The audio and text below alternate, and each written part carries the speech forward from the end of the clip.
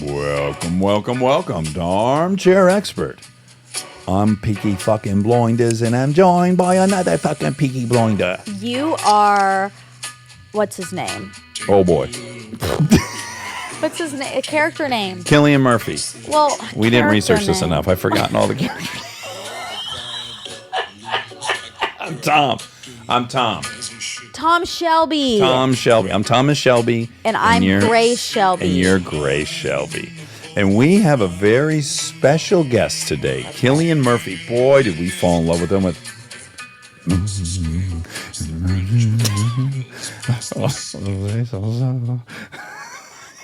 It's going to fade out. We love Cillian Murphy so much, we tried to play the theme song. Maybe it worked, maybe it didn't. We tried for like 20 minutes. If you didn't like it, sue us. Also, if you wrote that song, sue us. Okay? Please don't sue us. Everyone sue us. Listen, Peaky Blinders. We're absolutely obsessed with Peaky Blinders. But we like Cillian Murphy long before that. Batman Begins. Yes. Inception. He's so sultry. Oh, he is. Also more playful than we were expecting. Yeah. Because he is such a good dramatic actor. Good brooder. Yeah. We've got a new season of Peaky Blinders coming down the pipe. It's out June 10th. It's the 6th and final season. So listen, get watching now. If you've not seen Peaky Blinders, available on Netflix. Oh, I'm so jealous if you haven't. Oh, I'm jealous of you. We're going to countersue you, Armchair. So listen, start now. And then by the time it comes out on June 10th, you're going to be just at a fervor. You're going to be at a lather. You'll be in a deep lather of excitement for season 6. This was a blast. Cillian is fun and tremendously talented. So please enjoy Cillian fucking Murphy. Don't you worry, buddy, cause here he comes through the ghettos and the barrio and the barry and the slums. Sue us in court. His shadow is cast wherever he stands. We'll lose our houses to play this song. Okay, stop. We get support from Quince. So we've been talking about Quince a lot lately, and as we head into fall, it's the perfect time to reset your wardrobe with their amazing pieces. I think it's so fun to do when the seasons turn over to just spruce up your wardrobe with a couple specials, and Quince is the place. Totally. We're talking organic cotton, Mongolian cashmere, tailored chinos from just $60. Premium fit and quality you'd expect from a luxury brand designer. I love Quince. You know, I like it understated and subtle, and I like stuff that has high quality. And Quince checks all those boxes. I love a lot of stuff from Quince. Honestly, they have incredible premium denim, which is very important for fall. It's pretty much all I wear in the fall is denim. And Quince has such a good selection of quality denim. Their stuff is so versatile, timeless, and built to last that you just grab every single day without thinking. Right. And all of that for 50 to 80% less than similar brands. They go direct to ethical factories, cut out the middlemen, so you get all that quality without overpaying for it. We love that. And they do way more than clothes. They have bedding, cookware, bath essentials, travel must-haves, same deal, and great quality. Upgrade your everyday. Download the Quince app for app-exclusive offers or go to quince.com/Dax. Get free shipping on your order and 365-day returns. Now available in Canada and the UK too. That's QUINCE.com/Dax. We get support from Apple Gift Card. Back to school is here, and for many, that means some big life transitions. Whether they are heading into a new grade or setting up a dorm for the first time, you want to give them something that actually supports their growth and success. Apple Gift Card is a versatile solution because it takes the guesswork out of gifting. It's not just about a new pair of AirPods for focus. It's about giving them the invaluable chance to choose the digital tools and subscriptions that suit their unique journey. They can use it for productivity apps on the App Store, movie nights on Apple TV, or extra iCloud storage for all those new memories. With Apple Gift Card, it's so empowering to give the students their freedom to allocate their own resources. Celebrate their new academic chapter. Visit applegiftcard.apple.com to celebrate their milestones and gift one today. He's an armchair expert. He's an armchair expert.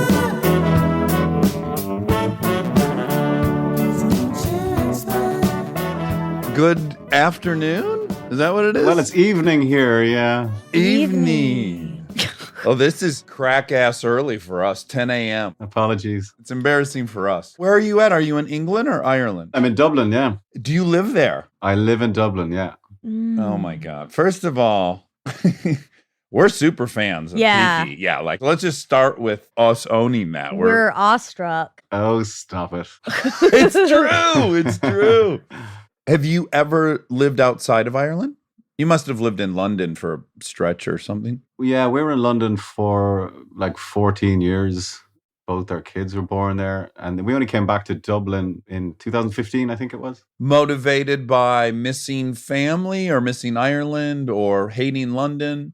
I don't know. It's kind of an Irish story, you know, to move away, do your thing, and then come home. That seems to be a common narrative for Irish people. And then we wanted the kids to be Irish, you know, and they were sort of at that age where they were pre-teens. They had very posh English accents, and I wasn't appreciating that too much. So we decided to come back. And, you know, parents are a certain age, and it was just a nice time to come home. You've never lived in the United States? Never permanently, no. I've been there working and like lived in New York and California. The appeals of the sunshine are impervious to you. You don't care. You're not lured by the sunshine. I love visiting and I love the food and I do love the weather. I don't know. I just feel European, you know, I just feel Irish. I'd feel like a bit of an interloper, I think, if I lived in California. I couldn't envisage living there permanently. I love to come and visit, though. Yeah, do your kids, they must like it, though. California? They haven't been there since they were, I suppose, little boys, but they did love it, yes. It'd be interesting to see what they thought of it now if we went back with them. Because this may shock you, but for us, even in the States, like I'm from Detroit,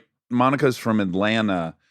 California is still this like completely fake place, even if you grew up in the States. It's like it's where every TV show you grew up watching is. People are at the beach. I guess people surf. Big Ferris wheel.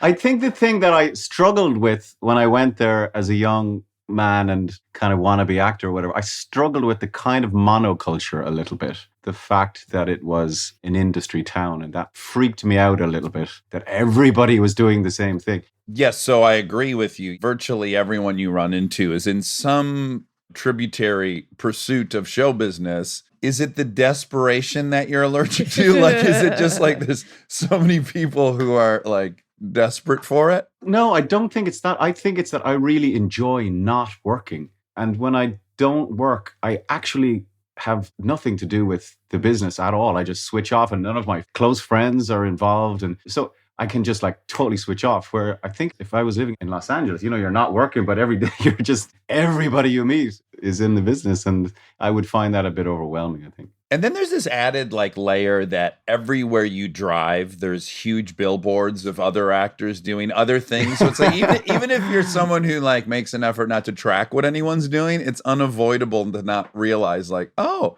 right, great, good for them. Oh, wonderful for them. Look at this. This looks great for them. Exactly. And it's great when you're on the billboard. But yes, I'm with you.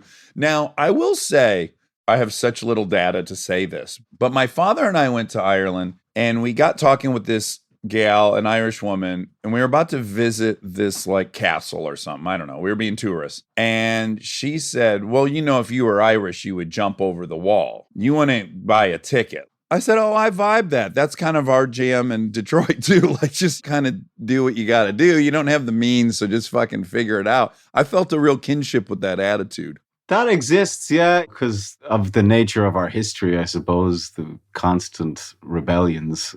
But it's funny, during this whole weirdness and this pandemic and everything, Ireland has 93% vaccination. We are so obedient and good and responsible. It's very interesting. You're right. It seems a little counterintuitive for a rebellious population. But then we're very sort of forward-looking socially and very socially liberal for a country that was so repressed even 30 years ago and was controlled so much by the church. There's been massive, massive progress even in the last 10 years. So Ireland is a real contradiction of a country, and I kind of love it for that. Yeah, I love it. I'm going to say this. This is a weird thing to say, but again, on this same trip with my father, inordinate amount of handsome guys there. Like just an average guy I saw, I was like, man, these Irish guys, they're all pretty fucking solid looking. That's not an observation I think I've ever made in another country. I wonder what part of Ireland you were in so we could like attribute all the handsome. Well, Cillian, I went everywhere. I was on the cliffs of Moher. I was all through the South. Yeah, we were just driving around a car. We didn't know where we were going. My dad was sober. I was drinking heavily at every stop. I hadn't gotten sober yet, and I applaud him for being able to sit there and watch me get plastered.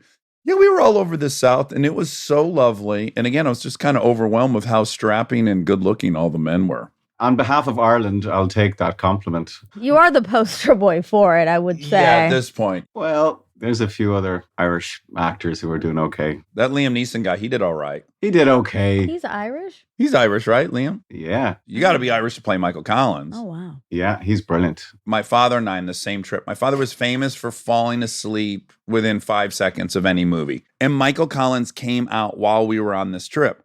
And I said, oh my gosh, let's go to this movie theater and we'll see Michael Collins in Ireland. It's going to be great. Wonderful. 5 minutes into the movie, he's snoring pretty loud, right? And there's a group of guys behind us and I can hear them. They're getting more agitated. So I keep waking him up.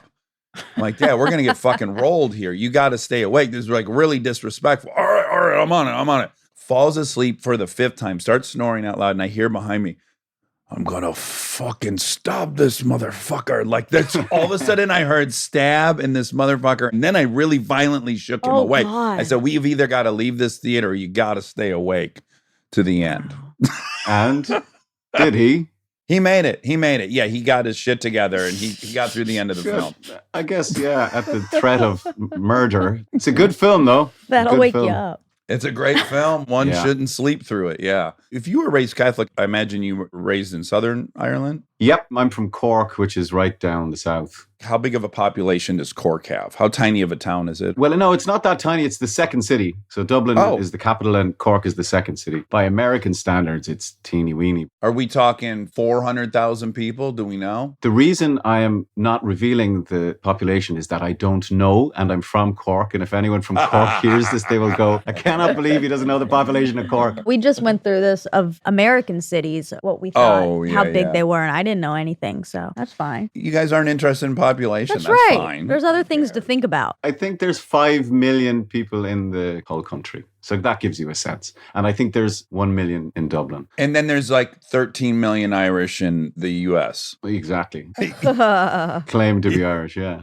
Oh, especially around St. Patrick's Day, boy. Even I'm Irish on St. Patrick's Day. Is that offensive or do you think it's adorable? I mean, it's lovely to be loved, isn't it? I mean, it was an actual fact of emigration. This did happen, and without giving you a boring history lesson, but so many people left, and particularly for America. Yeah. Because of the famine and everything else, but that did happen. So there are many, many people that do trace their roots back here. But again, from the outside, I'm not Irish and I'm not from there, but it seems flattering. So the whole country dresses in green. We drink green beer and eat green mashed potatoes. Like we get all in on it. Is that bizarre from your point of view, like back in Ireland? It is a little bit, because do people actually know what they're celebrating? You know what I mean? No, they think it's leprechaun. Well, just a general love for the Irish, I think. Yeah, well, that's great. I'll take that. But I think it's probably not a very sophisticated view of Ireland and all of that. Listen, it happens here too. But everybody needs their sort of national day, don't they? It's only you in Mexico. In Mexico, less so, for sure. Cinco de Mayo is now a big thing. That can be offensive to people, understandably so. But really, no one ever dons lederhosen. There's no other national celebration of an ethnicity. So again, I don't know if it's really flattering or if it's like, what are you guys doing? We are appropriating. Yes. Yeah. Well, who cares?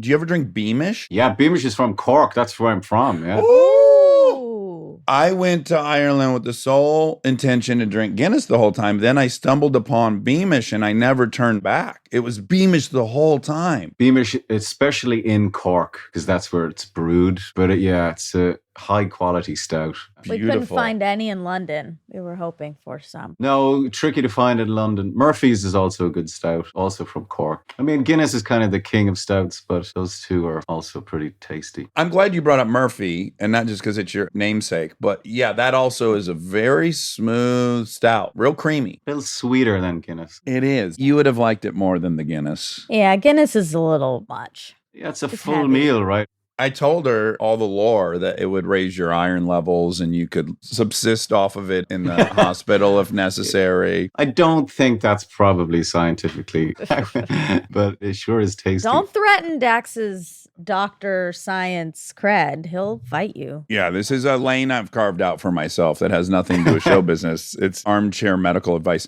Now, okay, I want to go to Cork, and your father's a teacher. You would be like third generation teacher had you gone into it, right? Like the whole family's proliferated with teachers. Yeah. My grandfather, my mum's side, was a headmaster. Both of them are retired now. My mum's a French teacher. Dad's an Irish teacher and a maths teacher. So aunts and uncles are teachers. So I knew 100% that's one thing I wasn't going to do. Did you want to show your mates, I'm not afraid to fuck off. I don't care who's running this place, even if it is my family. What impact did it have having so many teachers above you? Yeah, you're not wrong. I think I did act out a bit as a kid.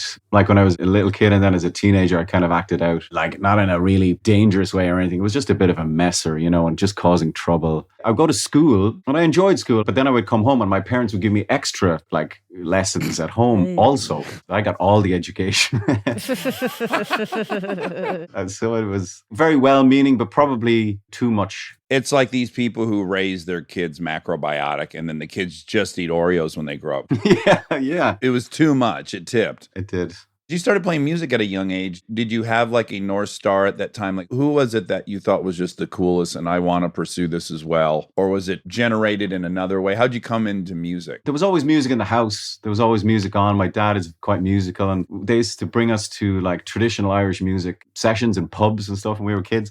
And then my dad had a lot of the Beatles' greatest hits. So I used to listen to the Beatles a lot. I'm still obsessed with the Beatles. They're my favorite band. And then I started playing guitar and drums and stuff when I was a kid and was in bands, and I just loved performing. I loved being on the stage, and not as an actor, but just playing music. I just loved it and I wanted to do it really. Were you shy in general or were you outgoing? Was your persona on the stage a complete departure from what people would have guessed of you? No, I was pretty outgoing, I think. But that thing where you're like, yeah, but inside you're a little fragile. Yo, of course. Which I think you need to be as a performer. So, no, I just loved music. I was in bands from when I was very young and loved the camaraderie of bands and that shared humor and shared taste of music. And so we just practice and practice and practice. And that's all I wanted to do, really. How much older are you than your younger brother? 2 years. So we're very, very close. He's kind of like my best friend. Oh, man. That's really lovely. My brother's 5 years older. Doesn't leave the door open for best friendship. And then Monica's little brother's 8 years younger. Yeah, and we are not best friends. The gap can be insurmountable. Yeah, I have a sister who's 10 years younger than me. And so when I left home, she would have been 8. It's the same thing. It's almost like a generation, isn't it? Totally. And then only now are we both at the same level of life, which is adulthood. But even still, he's just entering adulthood and I'm really old. You're crushing it, basically. Yeah. You're at the pinnacle of adulthood. It's just weird to never be in the same place as your sibling in life. Yeah, it's a very different experience of life. And what role did he play? What were your division of labor in the band when you guys were working together? He's very talented piano player, kind of jazz pianist, and there was 5 of us in the band. We were just really good friends and have that dream of we're going to get a record deal, and we got close actually. We actually get offered a record deal and then we turned it down, or our parents turned it down on our behalf. Okay, because I read you turned it down and I was like, I can't wrap my head around that, being in my youth and not pursuing that. That's a helpful part of the story that your parents had a vote. Well, my brother was still in school, so I was, 18 or something, and I'd left school and he was still in school. He was 16. The idea of losing 2 of us was just too outrageous and horrifying for them. So it didn't happen. And then everything just kind of fell apart then. But in retrospect, I'm glad that happened. I'm sure you guys know people in the music industry. It's just a terrible industry. Unless you're super successful, it's really hard to make a living. And record companies don't really treat artists very well. I think I would have crashed and burned pretty quickly in that industry. You took your name from a Zappa song, which is intriguing to me as someone growing up in Ireland that you would have gravitated towards Zappa. Are you a Zappa fan? I am. Well, I like Hot Rats, I think is incredible. Me too. It's almost like going to the carnival or something listening to that album. Yeah.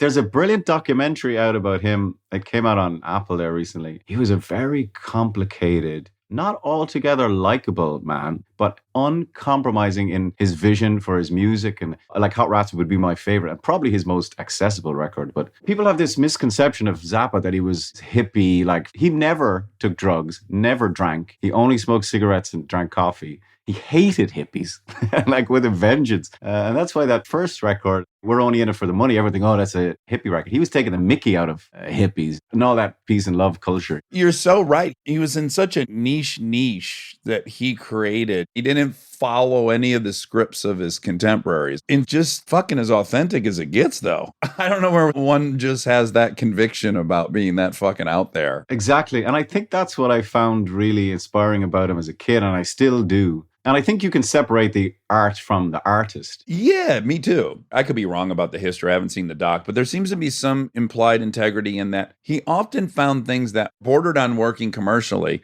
and he never then doubled down on what was working per se. Yeah, we had a couple of hits then in the 80s. Remember that Valley Girl tune? I think he just got bored with musicians because they would never just quite play the notes how he wanted them to be played. So then he went on to computers. He was one of the first pioneers of making music on computers. And then eventually he started doing all this really out there avant-garde orchestral music and stuff. He's a hero of mine. You said that when you're not working, acting, that you don't think about it, it's not in your life. But it sounds like music is still very much part of your life. Yeah. I guess because I am still frustrated that it didn't work out.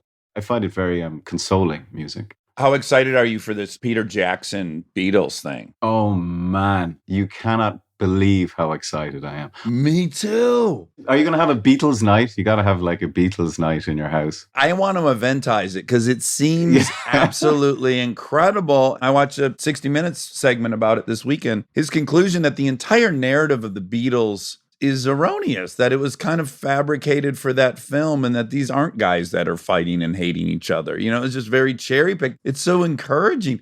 And then they get into the fact that it's even fucked up their own memory of it. Yes. It's wild. That is mind blowing, right? Yeah. I think we have this really firm idea of what we think we experienced, and then it's just so subject to so many elements. It's shocking. And imagine for those guys where they're sort of part of the culture of the whole world. It must be very hard to distinguish from a picture or a poster or a film as opposed to your actual memory of the event or what happened and how you were feeling. And particularly for stuff that happened 40 years ago. I've had this several times where I go back to my parents' house and I'll be going through an old photo album of when I'm a child. And I'll have to admit that this memory I think I have is actually just a memory of this photo that I've been looking at for 40 years when I visit once a year. Have you had that experience? Oh, completely.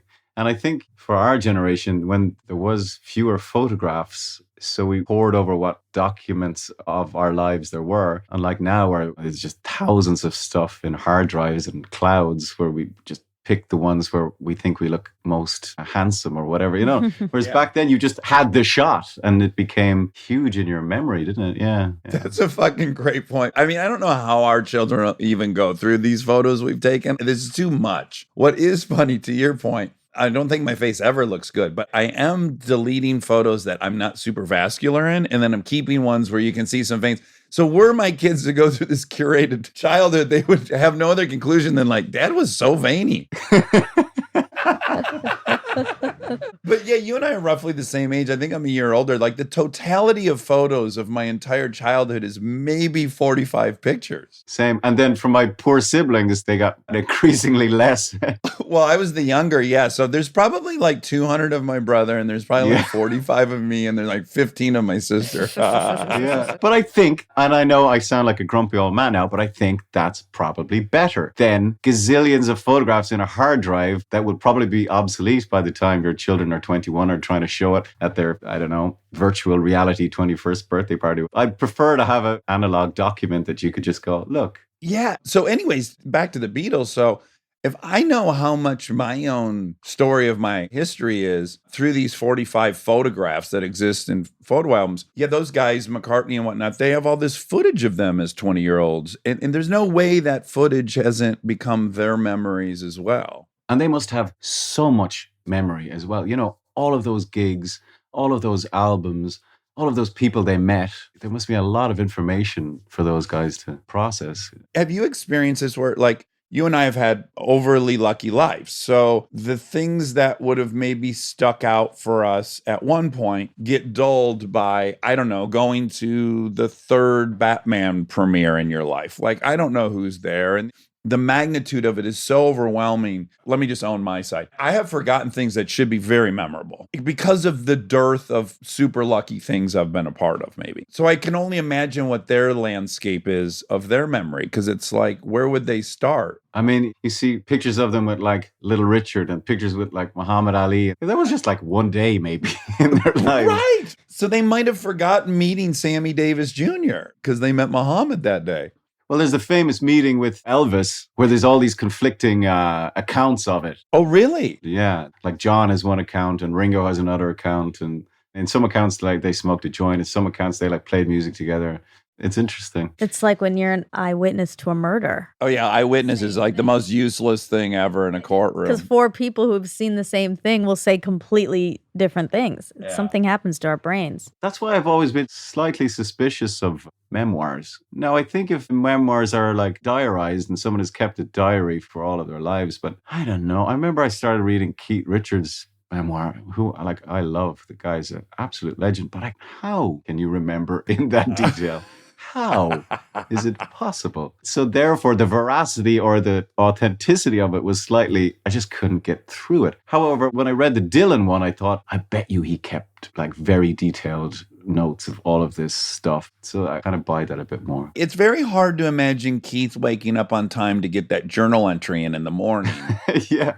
given how much he was juggling at the time. I read that too, the Keith Richards, and I listened to books at night to go to sleep. And that one, it was useless. Like I stayed up till 3 a.m. because every story is a 10 in that book. It's so good. I'm sure it's hard at some point to separate your memory of a thing that's already twisted because it's so heightened. And then the press, what everyone has said about you and their idea of that memory probably seeps in and you don't even know. So you're also affected by other people's opinions of it without even knowing. Like, it's so strange. That's what they're saying happened in this Beatles doc, is it was for story purpose. This is where the Yoko Ono rumor starts. This is where everything starts. Again, if you and I, Cillian, were rehearsing for something for 3 months and someone recorded the whole thing and then they showed us the 5 fights we got into, we're liable to have forgotten the like 80 times we got along at Crafty. Yeah, and it shows you the power of editing, doesn't it? That first version that came out, they were all presented as just at each other's throats, and there was all this other footage. But I think the reason that it was presented like that was to sort of explain the breakup. But it must be weird. Everything you do is mythologized. You wear a different hat. It's, woo. It must be crazy for those guys. Yeah, well, there's kind of a well-documented in the social sciences. Our nature as humans is to explain things after the fact. So it's like they happen. We can't really understand them, but man, we just keep working until we create a little story around it that feels satisfying. Like, okay, well, that was predictable in some sense. I have less anxiety about this world I'm living in because I figured out why that happened. Well, quite often you haven't really figured out why that happened. Okay, so I'm going to race through. So you were into music heavily. It was your life. You went to law school. You got the fuck out of there as quick as possible. And you start acting, and you start acting on the stage, and you end up touring with Disco Pigs on stage for a very long time, yeah? Yeah, well, for about 18 months. At the time you're on stage, are you like, this is it? This is all I want to do, man. I want to live on this fucking stage, and that's that. Or were you like, I want to do movies, TV, whatever it was? No, it's definitely, this is the greatest thing ever. I want to keep doing this forever. I just love theater. I love all these people. Everybody is so interesting. I can stay up late. There's probably a free bar. So I had no other ambitions whatsoever. And I did theater for about 4 years exclusively, and like no films or telly or anything. I think that's where I learned about acting, just from doing it live and from looking at other actors and from working with good directors. And it's a very steep learning curve when you're thrown out on stage and you just got to do it every night. Well, and you're getting like real-time data on whether you suck or not, which is so helpful. Yeah, and then you can absorb that and try things the next night or fix things and respond to the audience. I think it became sort of a surrogate or a replacement for the live music that I had to abandon, because I was still doing something that had a live element to it. It had that intensity and that danger to it still. And are you the type of person who could enjoy fucking with it? Is there play and flexibility and latitude within even doing something for 18 months? My favorite part of theater is the rehearsal, the preview, and then the opening night. And after that, you're just like trying to keep it good. Do you know what I mean? And trying not to do what you just described, which is really dangerous, which is to go, fuck this, I'm going to try something else. And just, there's like a house of cards and everything, the whole thing will start collapsing. And I think when I was a young actor, I definitely did that, particularly in that first play. I kind of was making it interesting for myself, but it wasn't being true to the story or to the character. And that's not your job. So you have to be really, really disciplined, and it's really, really hard to do play for a long time. I don't really have the stamina to do it for a long time anymore. The last time I did one, I did it for maybe 6 weeks, and that was hard enough. It's just a hard thing for your brain and for your psyche and for your creativity to repeat something. It's about precision. Yes, that's a skill set I lack. I flatter myself, the orcas at SeaWorld, like the dolphins, they teach them a routine, and they'll do the same routine indefinitely for those fish. The orca, even though they want the fish, after like 4 days of doing the trick, they have to give them a new trick all the time or they just won't even do any of it. And I kind of feel like that. I'm the orca at SeaWorld. Like but I'm curious, early on, if I'm on the outside and I'm looking at you, to me, early on, I'm getting McDowell vibes. Oh, yeah. And I'm wondering, like, Clockwork Orange, was that a movie you consumed? What did you think of McDowell? I just see a similarity there early on. That's funny you said that. The first play I ever saw was an adaptation of Clockwork Orange for the stage. And I'd never been to a play before. And it absolutely blew my windows out. I couldn't believe how brilliant it was. I hadn't read the book at that point, but then I remember we brought Disco Pigs to Canada and Clockwork Orange was banned in Ireland. I don't know if it was banned in the UK as well. This is 25 years ago. But I remember I got my hands on a VHS copy of Clockwork Orange. That was big. So, I would take that as a huge compliment. He's an extraordinary actor, and particularly in that movie. And I guess that's the thing of being a young actor, isn't it? A little bit, you want to be intense and you want to go deep. That's what your instincts are. I don't know, particularly for young male actors, it seems to be that thing. There's a lot of wanting to go as far as you can and everything. And I definitely had that. And it's a time in your life to set those sights as high as humanly possible. I think so. And I was attracted to those sorts of performances, I think, when I was a kid. Okay, great. So that's my question. Do you think you innately embodied that? Like, that's just the essence that you couldn't have escaped? Or did you see that you had a lane that you could fit in nicely, in that you could do those kind of unhinged, is this person a psychopath? Do I trust them? Like, that's a rare skill set. And I wonder if you found it or it found you. The thing is, in the movies, if you do one thing well, the people that make the movies are so myopic that they want you to do it again. Yeah, I guess if you play a bad guy well, they'll want you to play a bad guy again. But I think if you're an actor, the whole point is you can play any range of characters. And that's what I've tried to do over the years. At any point, did you feel trapped? Like, I'm always going to be the antagonist. Did you have that fear at any point? There was a point, I think, when Batman Begins came out. This is like 2005 or something like that. And Red Eye, that was a sort of a fluke of distribution. I remember that movie came out and then Batman came out kind of the same year. But then I went off and I did this film, Breakfast on Pluto, and then I did this Irish film, The Wind That Shakes the Barley. And so I felt that I immediately went and played different parts. And it's never really been an issue. Here's where you as a human being intersects with that. So what I kind of deduce from that, those decisions, is like, you had no pressure to support some crazy lifestyle. Like, I can kind of learn a lot by the fact that you could step back from probably the minimally more profitable roles and just go do some things that you believe in doing. Like, you must have kept your life small enough that there wasn't pressure to do otherwise. Yeah, that's true. And I went back and did theater all the way through all of making those films. Like we discussed at the beginning, I never really had any ambition to move lock, stock out to LA or anything like that. So I was always, just doing my own thing, the stuff that I enjoyed over here and working with people that I've always worked with over here. So yeah, my life is very, very simple. That's an advantage in this career. Stay tuned for more Armchair Expert, if you dare. This episode is brought to you by the new Max original comedy series, Stuart Fails to Save the Universe. From the world and creators of The Big Bang Theory comes a new comedy series. Stuart Bloom, comic book store owner and lovable underdog, accidentally breaks a device built by Sheldon and Leonard and kicks off a full-blown multiverse Armageddon. Now, he's on a mission to put reality back together alongside his girlfriend Denise, a geologist named Bert, and physicist Barry Kripke. Along the way, they're running into alternate universe versions of characters you already know and love. Check out the new Max original comedy series, Stuart Fails to Save the Universe, now streaming exclusively on HBO Max with new episodes Thursday at 9 p.m. Eastern. Subscription required. This podcast is brought to you by Squarespace.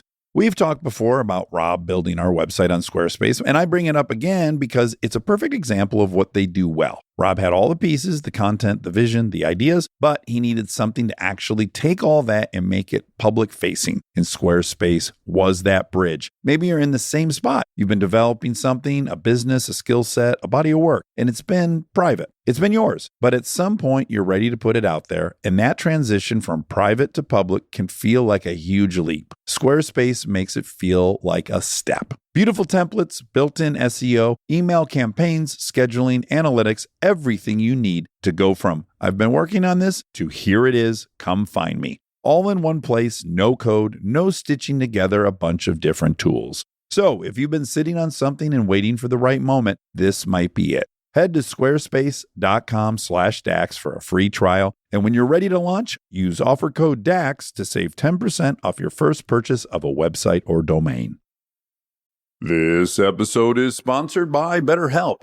You've heard us talk about BetterHelp for a while, but I don't know that we've ever talked about how much people love this service when they use it. BetterHelp has an average live therapy session rating of 4.9 out of 5 based on over 1.7 million client session reviews. And you can check out the reviews yourself at betterhelp.com/reviews to see how much they love BetterHelp. Knowing that kind of service feedback from real people speaks for itself. I'm a huge proponent of therapy, as we've talked about before. I've learned so many things about myself that I believe truly only an outside, objective person could help me come to. BetterHelp makes it easy to get started. Answer a few questions, get matched with a therapist based on your needs, and switch therapists at any time if it's not the right fit. See the reviews, see what stands out, and see if BetterHelp is right for you. Visit betterhelp.com/DAX. That's betterhelp.com/DAX.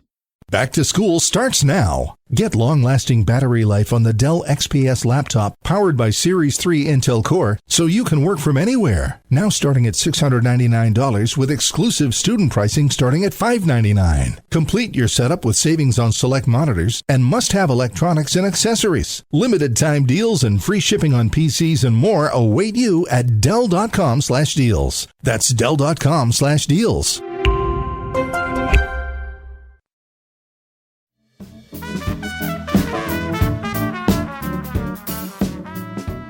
Question. This is going back to Irish talk, because when we had Alicia Vikander on, we talked so much about Sweden and like the national culture of Sweden and how it differs. And I do wonder, like, is there like a feeling there that's specific to the culture that we don't have?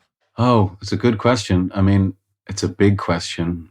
I don't know if I'm competent enough to answer it. I think Irish people are kind of naturally storytellers. I think there's an instinct to not do the designated thing. And for a small little country, the amount of music and writing and actors that have come out of this country is kind of astonishing. But I don't know. I don't really have the perspective on it because I live here, I suppose. At the risk of offending any Irish people, my kind of conclusion about the Irish is always in the wake of this kind of superpower with their thumb on you, and some degree of looking at Ireland as that they were somehow less than, and they still had this stupid Roman Catholic religion, and they've not evolved. So there's like a bizarre classism against the Irish. And the Irish, who have so much pride, they said, hey, guess what? We don't give a fuck that you're looking down on us. In fact, we take great pride in the fact that we're the rough scrabble folks. And I find that's a very common theme in blue collar industrial pockets of the US. Yeah, I mean, that rings true. That's yeah, you could be talking about Ireland there for sure. All right. I want to know, because I'm going to put him and maybe a three-way tie of directors I'm most blown away with. But you have this relationship with Nolan that has just carried on since Batman Begins. What is it about the relationship for you guys, if you could articulate it, that's a match? Well, I met Chris maybe 2004 or something like that, so it's a long time ago. Big year for you, by the way. You get married in 2004, yeah? Yeah, that's right. Marry your wife and meet Nolan. This is a big year. You probably remember this when they were casting the Christian Bale Batman. Everybody was going up to audition for Batman, and like for some crazy reason, I got to audition for Batman. Like it doesn't make any sense. So I got to audition for Chris for that. And we met and we just got on really, really well. And he's so smart and so lovely and so sort of approachable. And we talked for hours about film, and he's got this encyclopedic knowledge of film. And then I did this screen test, and clearly it was always going to be Christian Bale's role. He was just amazing. He was sort of made for it. I did something in the test that he liked, and he gave me this other part, and then called me up when he would make other films, and I would turn up and he would always give me these nice parts. And I really respect the way he works. I think he's a master filmmaker. I really admire his rigor and his dedication to the art of it. It's been a lovely relationship, professional and creative. Have you already shot Oppenheimer, or that's forthcoming? Yeah, we do that next year. Did you read American Prometheus? Yeah, well, that's what it's based off, yeah. Oh, it is? Okay, I read that last year. Oh, did you? What did you think? I fucking loved it. He's such a fascinating person. I mean, among the many fascinating things about Oppenheimer, and for people who aren't super up to date, he led the Manhattan Project. He was a physicist at Berkeley. But he had this weird mix. He was like super liberal at Berkeley, and then he kind of got on the war machine, and then he became kind of, not jingoistic, but is certainly kind of a reversal of who he had been before. And yeah, I mean, I guess he was kind of independently wealthy. That was helpful. He lived this artistic life for a physicist. And I got to imagine it's a really awesome role to get, but then also perhaps a bit intimidating because he was so kind of contradictory and complex. Oh, it's perfect for drama. I mean, everything that you've just described, it's just made for a story. And yeah, I think that's the best thing about great characters is their contradictions. It's like cognitive dissonance. How can they hold these two completely contradictory thoughts, or many contradictory thoughts, in the one space? And he was a perfect example of that. And of course, this brain that was just unbelievable. The character, it's an absolute gift. And then, yeah, I am terrified about playing it, but I think you have to go into every role with an equal level of sort of terror and confidence, or else you're just going to make bland work. I think you need to be constantly challenged and standing at the precipice of something in order to make good work. Nobody cruises into good work, I think. Maybe Clint Eastwood? I don't know. Maybe there's a couple throughout time. Bill Murray, maybe? Okay, you're destroying my argument. No, but it's a good one. It's a very good one. Yeah, I think you do need that combination. This is how we describe alcoholics, is a megalomaniac with an inferiority complex. That's like the sweet spot for an actor. So you got to be arrogant enough to think you can do it, and then terrified enough you think you're going to fail to work your ass off to do it right. Exactly. It's that sort of overarching self-confidence and that crippling anxiety. At the same time, they have to be balanced. What a sweet recipe. I just have one how the sausage is made question about Nolan, because I'm pretty obsessed with him. Is it tedious to be in his movies? Because they're so perfectly shot and so complex. I'll use an example that's not him, which is like, I also love Fincher. And I also know my own temperament. There's no way I could be in one of those movies. Like I couldn't do 90 takes of something. Back to the Orca thing. It would be really hard for me. Is the Nolan experience, is it real meticulous? He works fast, man. He does. Works fast. And I remember the first time I went on Batman Begins, like I was expecting this huge machine, which it is at times, but generally if we're doing a scene, there's you and me and the camera and the boom and Chris next to him. That's it. It's really, really intimate. And so I'd come from making little independent films, and it felt like little independent film, but on this huge scale. Now, when he's doing the huge set pieces, obviously there'll be multi-cameras and all that sort of thing. But for the most part, it's all about the performance. And he's right there beside the camera. There's no video village or any of that stuff. Oh, really? Just none of that, no. And like he does move fast. You feel like he's hired you because he knows you can do this. And then he's got the whole film mapped out in his head so methodically and so precisely. It's really stunning to watch him work. Okay, now let's talk about Peaky Blinders, because fuck, I wish I had it up on my phone. I have gone as Peaky Blinders to Halloween. No way. Yeah, we went to the horse races and everyone there, it was someone's birthday and that was the theme was Peaky Blinders and we all went.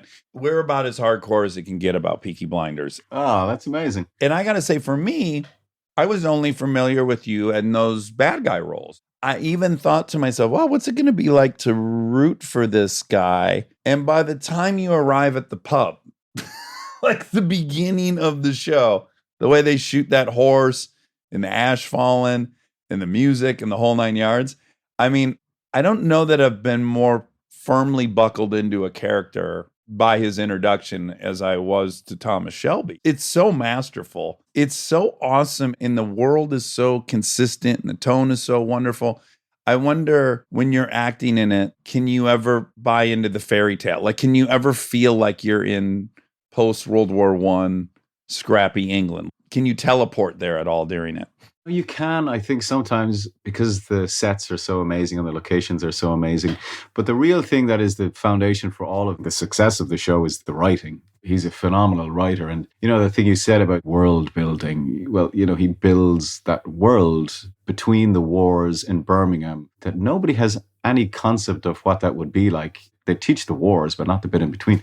So the fact that he was able to conjure that up in words and in these characters that were all so broken and kind of destroyed, but you still feel empathy for them. It was a very clever thing to set the sort of before and after, thinking what would these guys have been like before they went to France, and then they come back and they're all suffering from PTSD and just self-medicating. And then you have this character who is clearly super intelligent and has this ambition and is this lack of fear of death. Yeah. So all you got to do really is lean into that writing and create the world that's on the page. I'm a firm believer that all of that good stuff comes from the script. I'm sure you'd agree with that. Well, yeah, I mean, Stephen Knight is incredible. I'm quite envious of the fact that you've worked with Danny Boyle and Nolan and you get to work with Knight. That's a lot of good folks to have worked with by 45, right? I feel very lucky, yeah. They're the real deal. I didn't know this, but I have since learned this, that Jason Statham was in the mix to play Shelby. I think that might be apocryphal, but it's a good story, isn't it? I mean, obviously, we're always up for the same parts, me and him. Well, that's exactly what I was going to say. Even if that is apocryphal, you can see where that would have been something they would explore, because Thomas Shelby's like the baddest motherfucker in England. What I'm impressed with by you and happy about is that you played it in the way great tough guys have played it, which is you don't lean into it at all. I mean, the calmer you are when the shit's hitting the fan, the more believable it is. And I would imagine it's tempting when you're like, oh, I got to play the heavy in this show. Am I going to act like this? Am I going to gain 50 pounds? Was there any of those thoughts like, man, I got to deliver on the tough guy aspect of this? Yeah, and I think that's probably where that Jason Statham story came from in some way, who, by the way, is amazing at what he does. Oh, yes. He's like Buster Keaton in a way.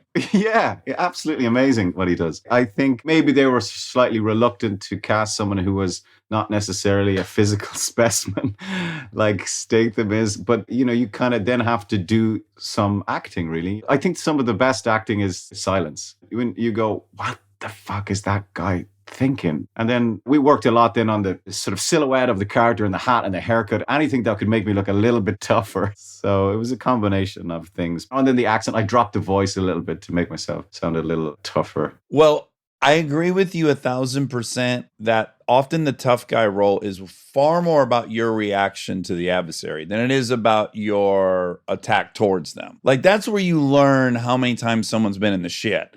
When it's happening and I see your face, that's where I learn everything. It's not in what you said to the guy to elevate this tension. Did you ever watch The Wire? Yeah. So for me, The Wire is incredible. And I'm watching it as an acting nerd, right? So you've got all these really believable tough guys in it. I think Idris Elba's doing an incredible job as Stringer Bell. It's so impressive. But then we get in a scene with Michael K. Williams, and we see Michael talk to him. And even though the size difference is enormous, what you realize is like, Omar would kill this motherfucker. It's not like they declared a victor at the end of the scene. You could feel by the reactions. Omar's amused by this guy posturing. And so likewise, I saw it in your show too, because I want to hear what you think about it. It's hard to be opposite Tom Hardy and not look like a clown. And you had all these incredible rat-a-tats with him. This is the unstoppable force in the immovable object. What was it like doing those scenes with Tom? Well, every series, there's a few of those great two-handers that are, again, written exquisitely, but becomes like a piece of theater. We cross-shoot them generally, which I think is always important. So it's not like your take, my take. So therefore, we can react in camera to each other the whole time. And then sometimes you get like 20, 25-minute takes. So there's total concentration. When you have an actor like Tom, it makes it really exciting to be in the room with him. We just kind of let loose. And I've known Tom for a long time now, so we have a kind of an understanding, and it always works really well. And exactly as you said, they're so sort of diametrically opposed in their energies, Tommy and Alfie. Therefore, I think that's why they work well together in a scene. Yeah, you're like this sage wolf, and he's like a Wolverine. Yeah. This is so geeky and dumb and my obsession with masculinity, but the fact that you guys are so equal in those scenes, I find just highly impressive. I think it had to be all the way, like without giving anything away. Tommy shoots him in the face at one point. And he still comes back and he's still equal. That was a bit of a spoiler. Apologies. Well, he died of syphilis on the show? No comment. Okay. We're not allowed to say, I guess. Well, Tom already died in like season 3. I know, but he doesn't want to give anything. No, I respect that, but I'm remembering it was syphilis. Maybe, though. They left him pretty open. Oh my God. Okay, so he could come back from the dead, perhaps. The only thing I can compare this to maybe is like Curb Your Enthusiasm, where you've been on this show now for 8 years, but it's 6 seasons. What's it like to work on something for that long? What's it like to be in that haircut for that many years? Which is so cool at the beginning, but I could see at some point you'd be like, all right, I'm ready to not have this haircut. Well, the thing is, we actually started shooting that at the end of 2012, and the 6th series will come out in 2022. So that's a decade. So it's a long time. And I still haven't quite processed it. I think when it's actually finished, maybe I'll process it. It was like being in a really violent boarding school.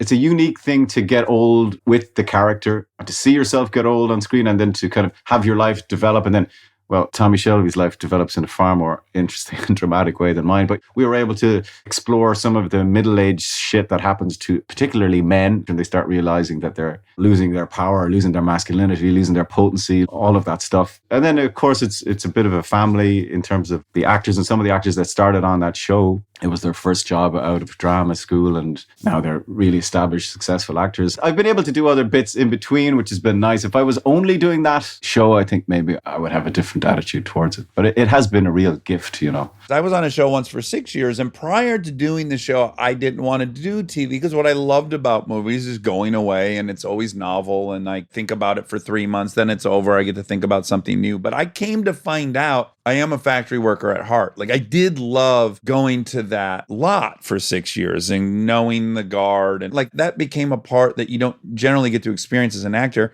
You've been with the show for 10 years. That's like a career in some other field. It's really unique. And by the end of the 6 years, were you glad that it was over then?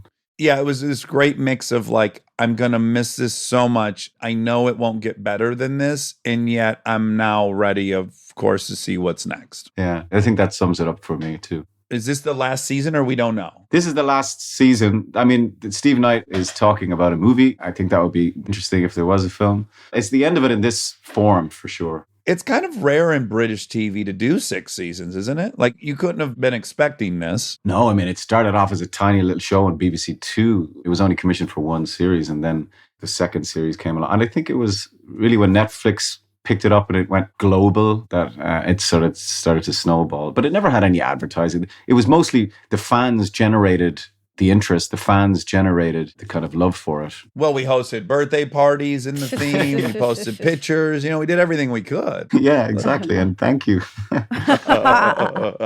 You're just telling so much story over that many years. Did you ever worry like, well, obtaining power is fascinating. The climb is fascinating. The struggle is fascinating. Who are we when we're on top? What does that do to things? And that can be said for us as individuals too, like in real life. Like, it's a little dangerous to get to the top of the mountain. Yeah. What did you think about that as an actor in it? Like, how do I set my sights on something when I've peaked, I guess? Yeah, well, that is this sort of classic story arc for those gangster shows, isn't it? Starting off on the streets, going legit, achieving power and having all the wealth and all the material wealth. And then I think what Steve did very well was he kind of made the story internal. He put a lot of it inside Tommy's head.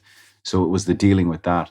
And it was with the stuff that he had never addressed over the course of his life that kept coming back to bite him in the ass. I think that's very clever. So it's very much about Tommy's demons. There's obviously all these enemies that he has to deal with physically, but Steve does a very clever thing as well where he interweaves real life historical events into the narrative of the show. So we had a rise of fascism in Britain. Yeah. He wove that into the show, which is really clever. So then Tommy's sort of battling with the sort of an ideology as well as everything else. So he's just a very, very clever writer. And I think that's sustained it. Also, it isn't a room of writers. He's written 36 hours of the show, one writer. Get out. Oh, wow. Yeah, He's written every single script. exactly. Yeah. Here's the other thing. We always get the fully finished 6 scripts before we start shooting. Oh, Because, you know, you talk to your friends that work on television shows and they say, oh, well, we had episode 1 and 2 and then we just set off. That to me, I can't even imagine that. We always have fully finished 6 episodes. oh, I've acted scenes that the scenes had been written, but the script wasn't written. Yeah, I mean, I don't know. It would make me feel like very unwell, the idea of that. It is interesting. You're in a movie paradigm or you're in a TV show paradigm, and then you're in some hybrid, as many of these like limited series are. It's this weird hybrid, which, yes, generally if you do a movie, you're going to chart out where you're going to end. But TV, weirdly, is you're kind of living in the present. You don't know where it's going. I don't know if my character is going to get a disease or I'm going to get divorced. And there is something interesting that you have to find a confidence in yourself that like off story I'm still interesting, or off big trajectory I can still find why this is worth me caring about. It's a challenge. Yes, it is, but that's why I think the little details become more interesting with the characters as they go on. It's their weaknesses and their desires and the stuff that you could never really explore in a film. It's not really enough time for that, is there? But you get it in a novel. And they say they're kind of like the novels of television, these long-running shows. You can go off into the detail of a minor character and follow them on a path, and that becomes fascinating. And they say that about movies. You know, the best writing in movies, you'd want to spend time with all the supporting characters. They can all have their spin-off. And I think that's true. There's also some element, and this is just me being a total fan and a geek, and I want to ask some geeky questions, which is, the art was also simultaneously imitating life a little bit, in that your show, as you just described on BBC Two, no one's betting on that. Season 1 is very much Peaky Blinders. It's the gang Peaky Blinders, this little shit family group. They're not powerful. The show becomes a phenomenon. And I can almost feel it as the family, the Peaky Blinders organization is gaining power, not in a bad way, but in a accurate way.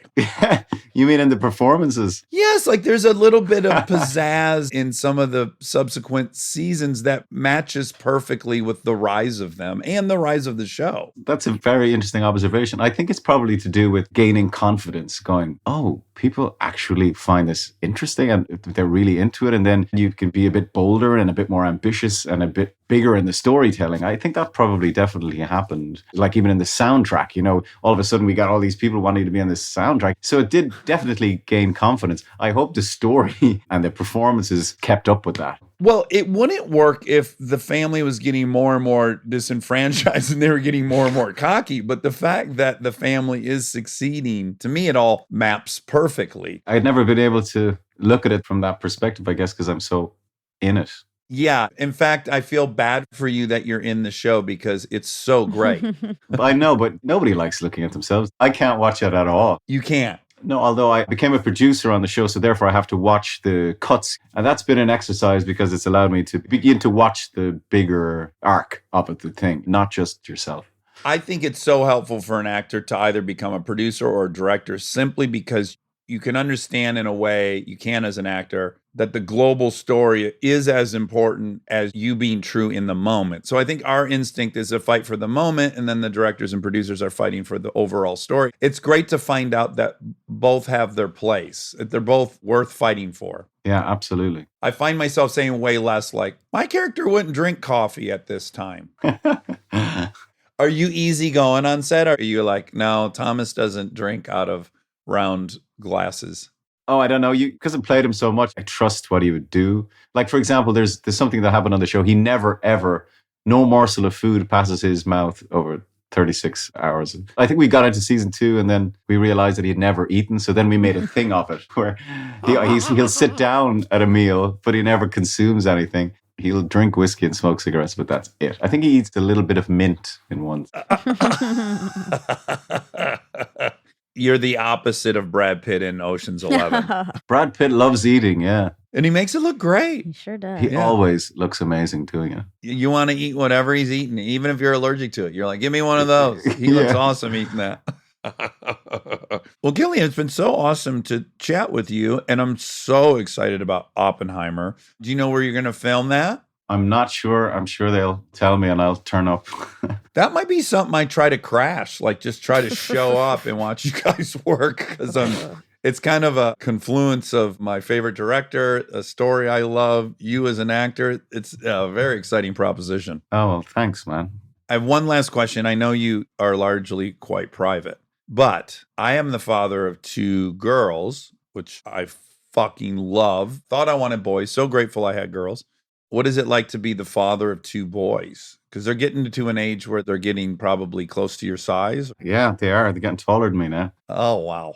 Yeah, that wouldn't be that hard though, in fairness. But it's great, man. They have the same age gap that me and my brother have. So it's nice to see them just being brothers and being pals. They're 16 and 14. You speak to them and you exchange preferences and opinions and talk to them about music and movies and things, and they tell you things that you might never have known about. And that's really a nice development. Oh, yeah. How old are your girls? 6 and 8. And I have to say, of the many delights in life, number one is watching them be kind to each other. I don't know what it is about that experience. Like, I can just watch them when they're getting along really well indefinitely. It's just like the most comforting feeling. Like, oh God, I guess maybe out of fear, maybe like, I just pray they'll always look out for each other. I won't be here forever. And just something so comforting to know that they've got a buddy that they can count on. Yeah, so it's 2 years again, yeah. No, my lads definitely kicked the shit out of each other quite often when they were younger, but that's boys. But no, they're great pals now. Are they musicians? No, they appreciate music. Was there anything you were trying to foster in them? Like mine is, I want my daughter to be a Formula One racer because I always wanted to race and I didn't have enough money. So how's that working out? She rides a dirt bike incredibly. She drives an off-road razor. We're maybe going to start karting soon. Yeah, we're approaching that. It's still a possibility. It is. It is. She's getting long in the tooth. You should be racing go-karts by 7, but we'll see if she really can. Yes. Like all these guys, Lewis Hamilton, all of them, they all started at like 6 or 7. Wow. Do you have anything you hope to support them in because you desired it? This is such a cliche, but I just want them to be happy, and confident kids. That's all. And to know themselves. I think that's the most important thing. And they're heading that way. They're good boys. But I try not to project my stuff onto them. I try not to do that. It's impossible not to do it entirely, but just let them find their own way. It's so tempting. I don't know about you and your wife, but my wife and I have identified which one's most like ourselves. And then so, yes, I just start like, oh, I know how to help this person because we're so similar. And maybe we're not nearly as similar as I think. Yeah, well, that's the thing. I think when we had kids, you think, oh, there's one like me, one like you. But in fact, there could be one like your wife's grandfather. It can skip generations. It doesn't necessarily come directly from the source. You're so right. Yeah, you latch onto these 3 things you observe are similar, and then you build this like 100-point plan that they're identical, or I'm tempted to. Yeah, this is true. Yeah. Well, it's been so wonderful talking to you. I'm waiting with bated breath for the new Peaky Blinders, early 2022. I hope that's on the early side of 2022. I don't want to be waiting long. I don't make these decisions. We'll find out. They're not having you do the scheduling, huh? Well, great meeting you, Cillian. Yeah, thanks, guys. This has been so fun. I hope I bump into you in real life. That'd be lovely. I'll see you on the Oppenheimer set. Yeah, cool. See you then. Stay tuned for more Armchair Expert, if you dare. Thank you to our presenting sponsor, HP, for supporting this episode. Parents, you've got enough on your back-to-school list right now. Ink cartridges do not need to be on it. They just don't. The HP Smart Tank printer uses a refillable ink tank and comes with up to 3 years of ink included. It's the last printer you'll ever need. To learn more, search HP Smart Tank. This episode is supported by Helix. So I've had my Helix mattress for a few years now, and I still love it just as much as the first night. That says a lot because a good night's sleep is very important to me.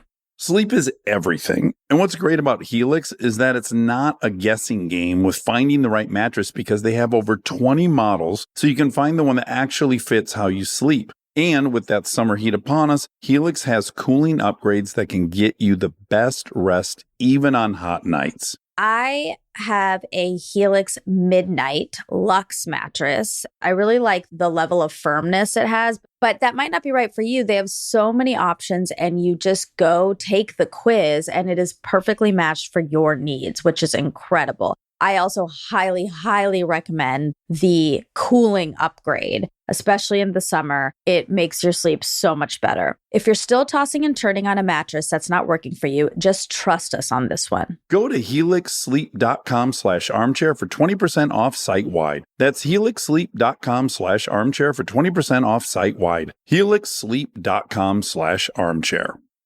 We are supported by Auto Trader.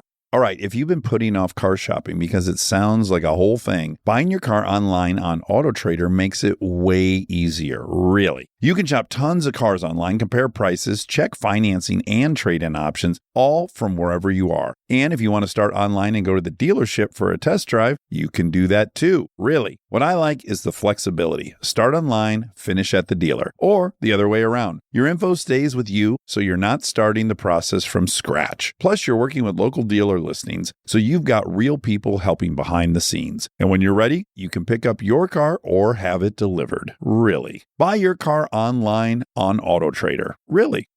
We get support from Skims.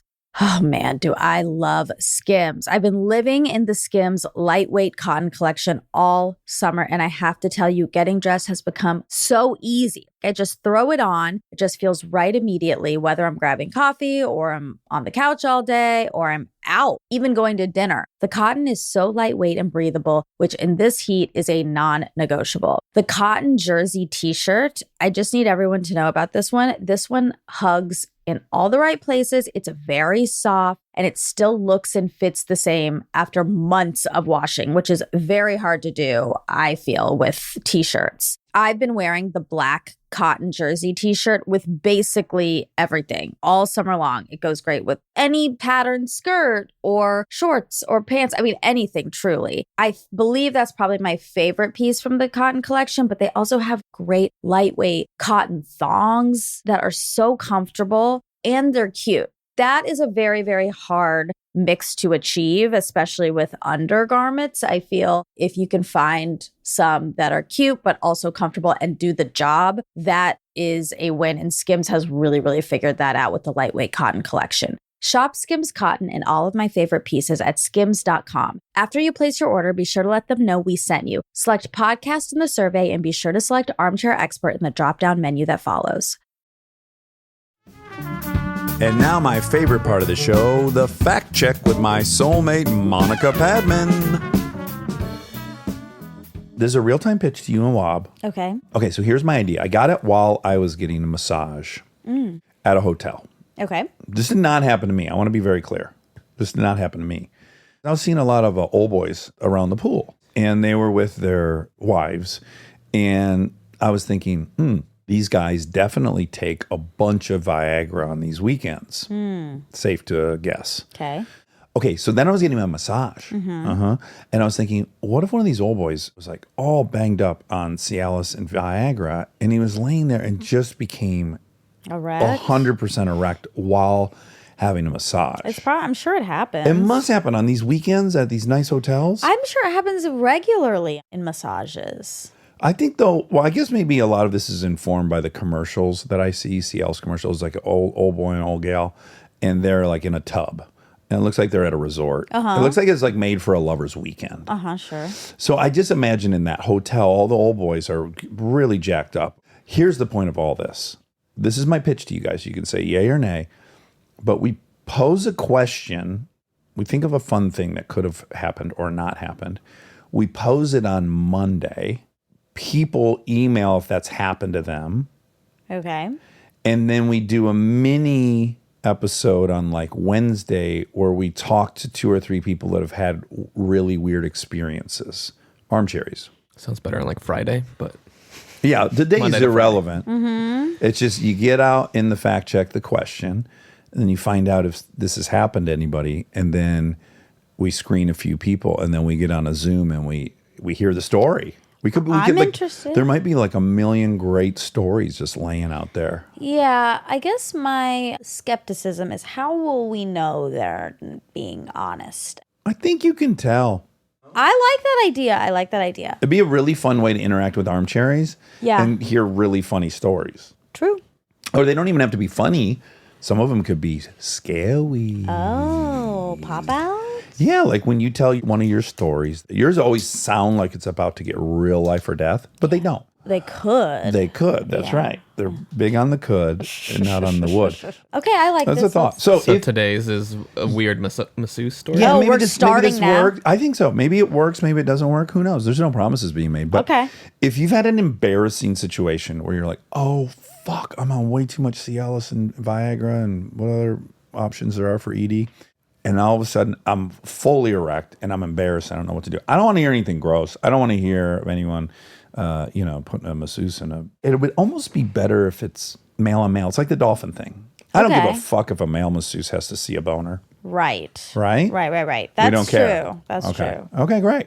Okay, male on male. Male on male massage. Uh-oh. I'm fully erect. What happens next? Okay. All right.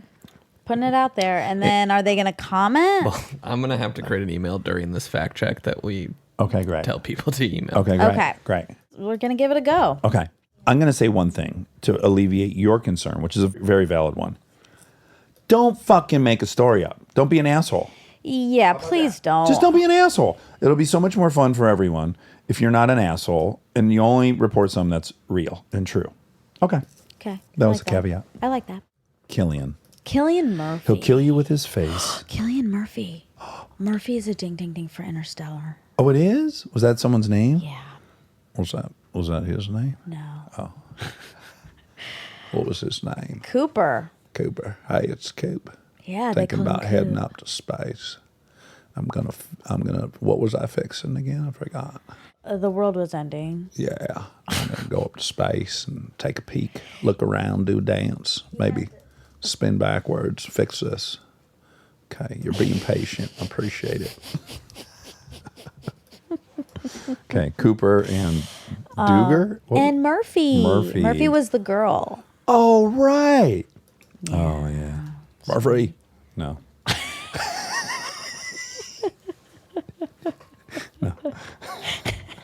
Okay, Cillian. So we talked about industry towns. How LA is an industry town. Yeah. And then I looked up 10 iconic US This could be fun. US cities by industry. Okay, well, right now you and I both know 5 of them for sure. Okay, tell me. Manhattan, what is it? New York City. And what's the key industry? Finance. That's right. Easily, we go to Detroit. We know that. Hold on, let me I want look. you to say it. Don't look. Detroit. It's there. But you don't have to look. But I have to check. But you know. I want you to demonstrate how much you know. Oh, you want me to be Yeah. confident? Yeah. Okay. Detroit. Automobile. Boom. San Francisco. San Francisco. All right. How about, San Francisco. I don't know the industry there. I'd say tech. We'd have to Oh, include duh. God. Silicon See, Valley. this is why. Well, I could be wrong, but I think I would That's imagine probably that's on here, I'm sure. Okay. Yep. San Francisco, technology. Oh, shit. Seattle. Coffee. Well, that's a good one. I'd say aerospace. Boeing. Oh, wow. What is Seattle on there? Yeah, manufacturing, actually. Oh, interesting. Great. Good job. You could have also done tech there, Microsoft. And, Right. Or coffee. Starbucks. They had so many coffee shops when we were there. Yeah, a lot of Starbucks. What, anything else? Oh, yeah, let's keep going. We know Hollywood. Yeah. LA. Hollywood, xanthan gum. Xanthan gum. By the way, Kristen's got some project loosely. She read a short story. It had to do with a sim. And then Kristen said there should be a moment that both people know. Like this is a big clue there in a sim. And the writer said maybe both characters sing xanthan gum. Nuh-uh. Yes. So they listen to our show. Yes. That's sweet. Isn't that great? Oh my god. And what an amazing example of simulation. That's so Xanthan great. I gum. thought about that the other day. That was impossible. That's not possible. If we need to remind people what happened. Yeah. It was like, you said you had been singing. And I said, oh my God, what are you singing? I want to hear. You said, I won't. Yeah. Then you said, I'll just tell you it's about xanthan gum. Uh-huh. And then I hung up. And then I called you back 5 minutes later. And I said, is this the song? Xanthan gum, ba-da-da-da-da-da, xanthan. And you fucking... It wasn't even fun for you. No, you it was thought scary. I hit a microphone in your apartment, or I had tapped into your Sonos, or I had hacked your TV. Like, it was too much. Because it's crazy. It's crazy. Okay, another city. Okay, another city. Orlando. What are you gonna? Don't look. But it's not on here. But you know what Orlando's bread and butter Theme is. parks. Yeah, tourism. Tourism. Tourist town. Okay. St. Louis. St. Louis. Beer. Yeah, that's what I would say. Yeah. And then Milwaukee. This one's harder for you. That could also be beer. I Milwaukee. don't know Milwaukee. Harley Davidson. But Oh. okay. Anyways, now let's hear the real ones. Okay. I thought that could be fun. Okay, New York City, finance. You got that immediately. This is a phone. Boston, education services. Of course, all those great colleges. This was a big oversight. DC. DC, Government. federal government. That's the ultimate company. Chicago. See, this one I was thinking about. This one. Let's let Wobby. Well, he's already on his computer. Did you just look it up? You fucking cheat. No. Setting up this email. Okay, what would you say Chicago's industry is? I just want to say pizza, but that's not right. Well, they do the futures there, right? Is that where the futures exchange is? Okay. What is it, Finance, Marty? also. Finance. Okay. Financial services. But I just remembered another one. Is Nashville on there?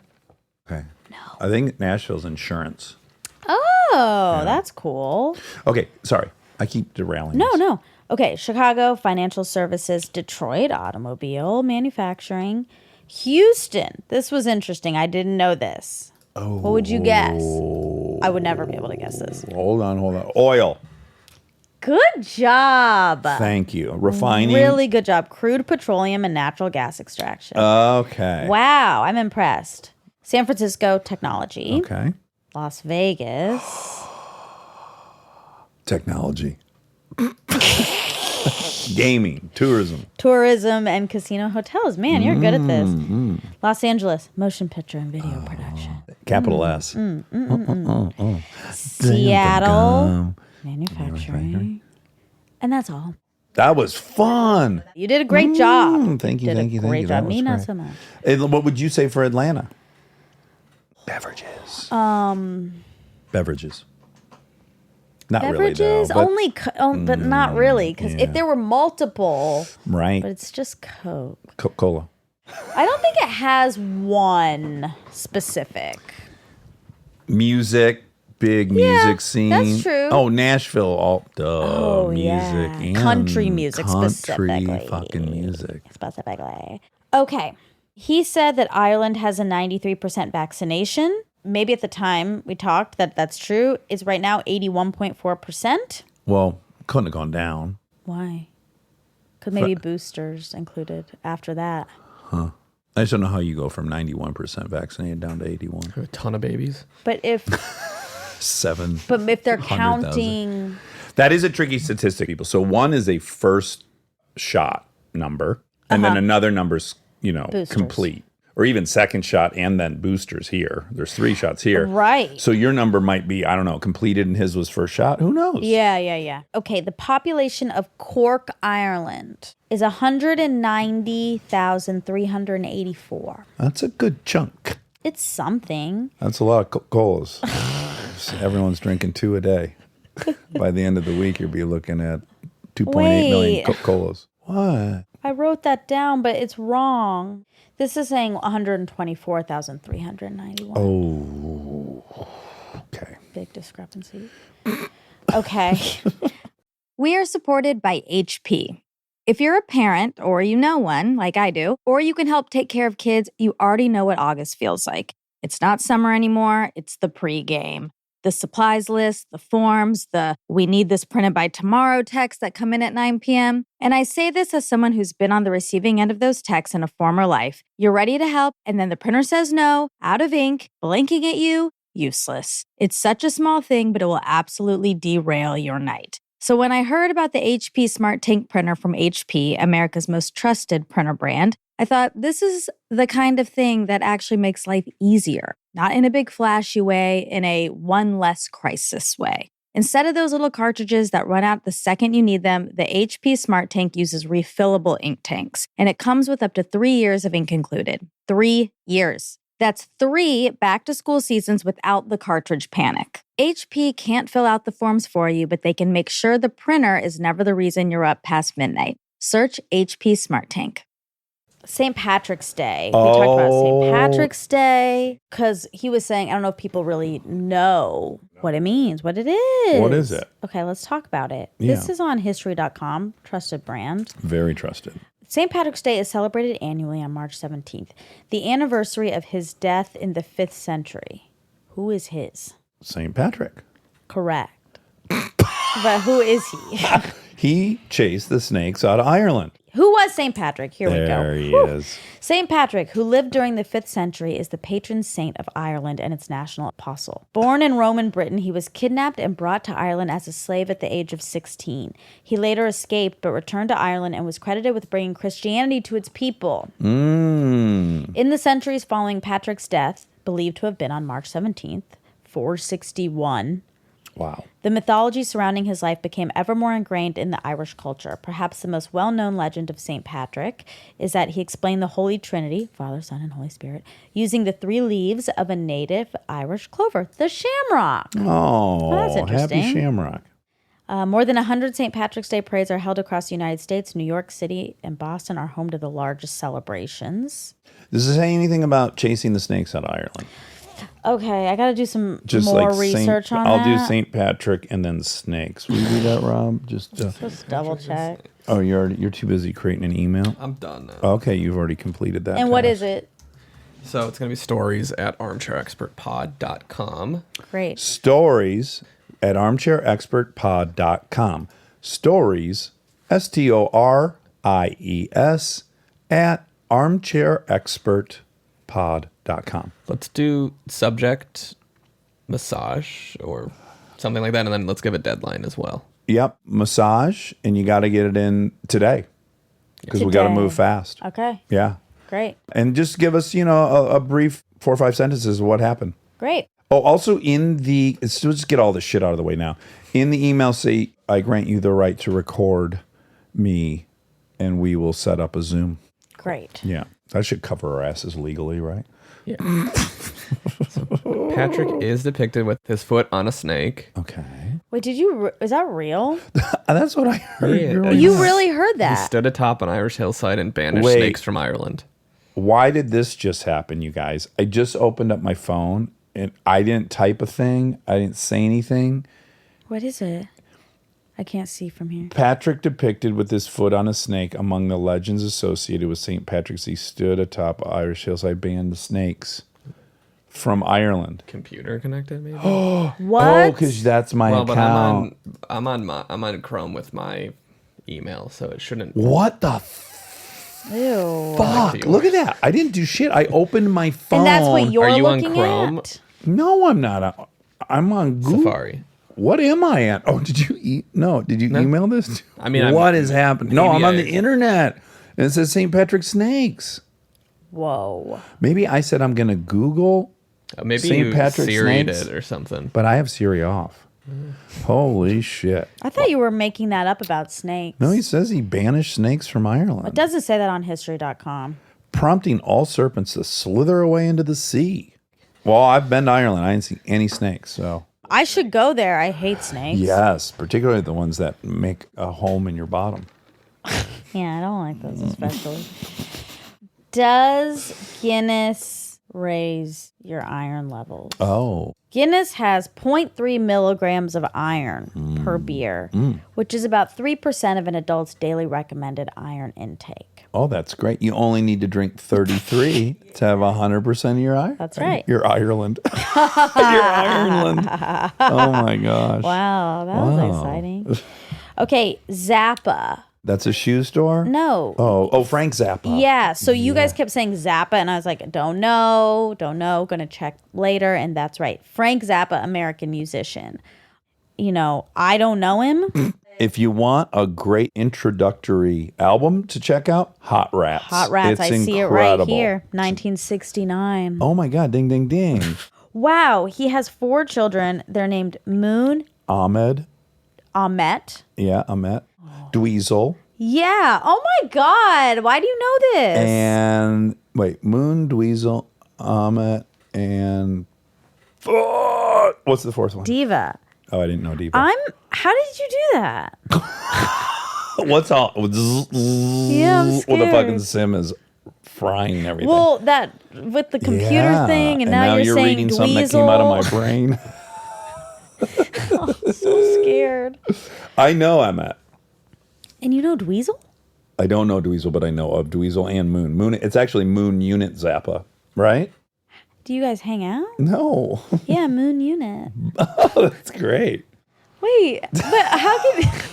But how can you remember some kind of random person's I learned brothers and sisters' name? I was a Zappa fan, but like I got the album Hot Rats 30 years ago, maybe 28 years ago, and at some point I found out his kids' name were Dweezil, Moon Unit, and Ahmet, and I didn't realize Diva. Oh my God. Oh, wow. I'm shocked. You're shook. You're shook. I can't believe I like when you say you're shook. I'm shook. Are you scared? You're sad. There's a lot of emotions coming up right now because I knew Moon Unit. Well, you don't know stuff like that. No? Well, You don't today know I do. people's names ever. When you name your kid Moon Unit, I'll probably remember it. If someone names their kid Shit Stick Smith, like, I don't know, who's Adam Smith, the economist, if he named his kid Shit Stick, I'd probably just need to hear it once. Listen, can we just be real that you have a hard time remembering people's names? Names, yes. Yeah. Yes. Oh, we've talked about that on here for sure. That's not a bad thing. It's just a quality about you. So the fact that you know Frank Zappa's children's names It's weird, is yeah. weird. Yeah. I don't even know Matt Damon's children's names. Nor I, but I know David Bowie's kid's name. Zoe Bowie. Oh, wow. One of the first Zoes, I think. the world? Well, there was the Zoe in the Salinger. Yeah, that's right. But other than that, Zoe Bowie. Waylon Jennings' kid, Shooter Jennings. Great name, Shooter. So it's mainly about if they're unique names. Yeah, and I like them musically. I'm probably somehow know their kids' names. Oh, wow. I'm not finding that David Bowie's daughter's name is Zoe. Well, look harder. Alexandra, Zahara Jones, and Duncan Jones. Maybe Alexandra goes by Zoe. Also, how you spelling Zoe? Well, Z-O-E? Google corrected it to Z-O-E. Try Z-O, like Okay, Bowie. so Duncan Zoe Haywood Jones There we go. is the son. I accept your apology. I accept it. Okay, moving on. Okay. Clockwork Orange. Sure. In 1973, Kubrick himself, disheartened by continuing protests, bans A Clockwork Orange in the United Kingdom because he was wondering if it was banned there. Oh, this is sad. Uh-oh. The rape of a Dutch girl shortly thereafter at the hands of men singing, quote, Singing in the Rain, as Alex does, convinces many that Kubrick's decision was wise. Mm-hmm. What do they call? They call that something. Censoring. Well, sure. But when people mimic a crime, they call that something. Right? A copycat killer. Yeah. CCK. Copycat killer. Ooh, that'd be a CCK. cute nickname for you. I'm the copycat killer. Like, oh my gosh, so maybe that's Megalith's big Rival? nemesis is copycat killer. Okay. Jason Statham for Peaky Blinders. You thought he was in the running, Okay. and he said no, he didn't think so. Okay. And I don't have confirmation. One way or another. Yeah, We'd because have to I didn't get in Statham touch on with here. him. Yeah. What a physique, Jason Statham. It is so good. And if you're listening, Jason, I'd argue it could be even a micron better if you swing on into Dan Gaines' Beef Hoss over at the hashtag Black Mold Paradise. Oh, my God. Okay, when did Lewis Hamilton start karting? It says here 1993. Okay. And he was born in... Well, let me guess. Yeah, I guess. If he started karting in 1993, I'm going to say he was born in 1987. No, 1988. 85. Oh, he was a late karter. That's why I wanted to good check for him. it. 8 years old. Because you were saying that everyone has to get in really young. Yeah. I think Max was karting at 4. Let me find out. Verstappen. Max Verstappen. That motherfucker was racing in Formula One at 16. Dang. Sheesh. He was bussing on that cart. Whoa. Okay. As a 2-year-old. Oh, yes. Even better. Even better. Verstappen drove quad bikes around the family garden. Also, family garden, I'm sorry, he totally would have gone to Carnegie Mellon. A couple of years after an incident involving one of his bikes, his parents took him to the karting track near their home in Genk. Oh. Age 4. He saw a younger friend karting and asked his father if he could have a cart. Verstappen's father bought him a go-kart when he was 4.5. See, that's where the money comes in. Like, I wanted a fucking go-kart at 5 as well. Just didn't get one. I know. It's a very rich sport. I mean, it wouldn't have worked out for me anyways. I'm too big. Still. I could have It could have stunted your growth. I could have been a karting champ. They might have They would have made engineered moves. you. Yeah. Verstappen won his first race at age 7. Oh, my God. That was a year before Lewis was in the kart. Yeah, crazy. And I think he won race at 17 in Formula One. I keep sending you down these rabbit holes. I apologize, but I think he might be the youngest F1 race winner. Formula One career. Is Max the youngest? Age 17 driver? years and 3 days. Verstappen was the youngest person in history to participate in a Formula One race weekend. Oh, wow. Became the youngest driver to start a world championship race. Youngest world champion was Sebastian Vettel. Vettel. At 23 years old. Then Lewis at 23, 300 days. Oh, wow. Wow. That's all. Oh, youngest F1 race winner, which is different than world champion, is Max at 18. 18. Won his 18. first race. 18 years, 228 days. Oh, my Lord. Wow. Can you imagine? At 18, you were doing the same thing. Getting them trophies. I don't even know why I asked that. Accumulating some rings. Yeah, I was asking you to stretch your mind and imagine. You didn't even need to. I had already had 2 rings by then. 18. Yeah, you already ringed up. Yeah.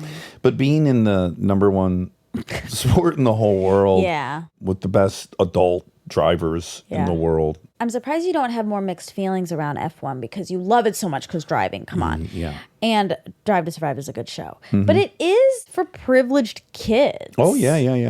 So I'm surprised you're like... Yeah. Of course, Lewis wasn't privileged. Exactly. That's but why he also that got story, a ton of support pretty early on, which was helpful. and he did have a dad who got him a cart, ultimately. Yeah. As not privileged as he was. Yeah. That would have cut him to my dad's Corvette money. He had a red Corvette. He can't part with that. No. He's got ladies to meet. But, right. So it's kind of privileged, yet I like it. That's the and quandary. it's not like you necessarily to be attracted to that. I agree. But if you look at the drivers, they're kind of rough and ragged. Like, they are representing the most high-class, expensive sport ever. But, like, when you look at polo players, they look like fucking polo players when they're off the horse. Yeah. They're in collared shit, and they're acting prim and proper, and they're at these outdoor parties. You know, Danny's on a farm fucking riding dirt bikes. Yeah. But Danny, to me, is an exception. He's, like, funny. Yeah, and Max, though, his fucking tail number on his jet is DTF. There's no polo player or Carnegie Mellon fucking dean of admissions that would have DTF as their tail number on their plane. I guess that's true. So that's what gets me, like, I kind of like those guys. Now, the brass of the sport and that kind of stuff can be a little triggering to me. But the guys themselves are just kind of maniac kids. I guess that's true. That's true. Most of them have pretty darn good personalities. Like Vettel, who you just mentioned, he's so funny. and likable. I don't personally think if you're rich, you have a bad personality, or if you grew up with privilege, you have a bad personality. But I know just it's triggering for you. It is. But you're overcoming it, obviously.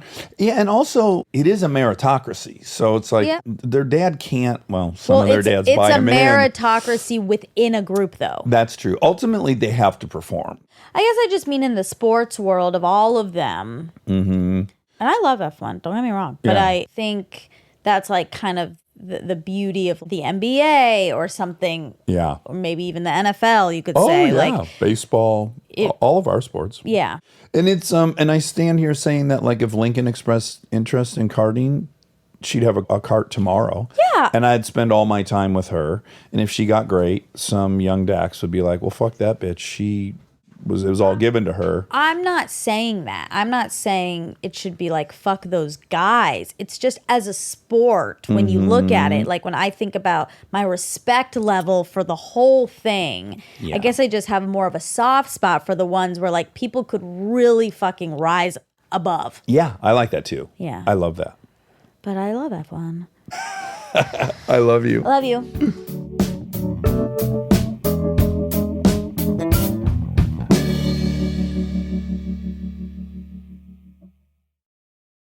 We are supported by Allstate. Checking Allstate first could save you hundreds on car insurance. Not checking your gas gauge before hitting the road? You genuinely thought you could make it? You were wrong. That's a very long stretch of highway where you learned exactly how far fumes can take you. And it's not far enough. Yeah, checking first is an excellent plan. So check Allstate first for an auto quote. It could save you hundreds. And for fast, reliable help when you need it, add an Allstate roadside plan today. You're in good hands with Allstate. Potential savings vary. Insurance and roadside assistance plans are subject to terms, conditions, and availability. Insurance provided by Allstate North American Insurance Company, Northbrook, Illinois. Roadside assistance plans provided by Allstate Motor Club, Incorporated, an Allstate affiliate.